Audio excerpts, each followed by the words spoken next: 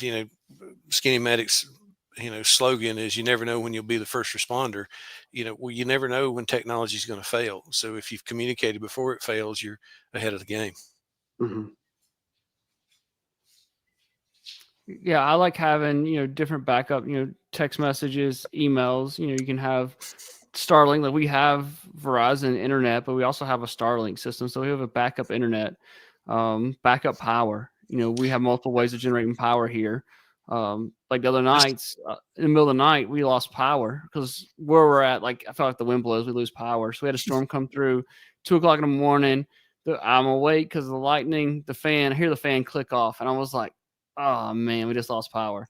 And I'm just laying there, like 20 seconds later, I hear my whole house generator fire up, and I just rolled over. I was like, money well spent, and kicks back on.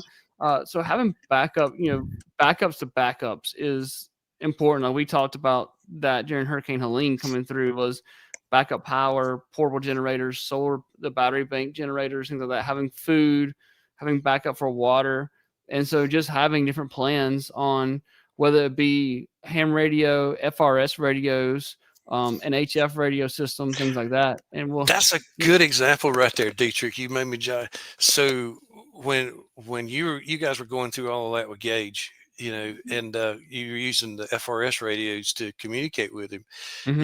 You tell the story of about 2 o'clock one morning, you heard somebody hollering on the radio, and it's because you were using those FRS radios. And of course, we rolled out some secret squirrel stuff to prevent that going forward.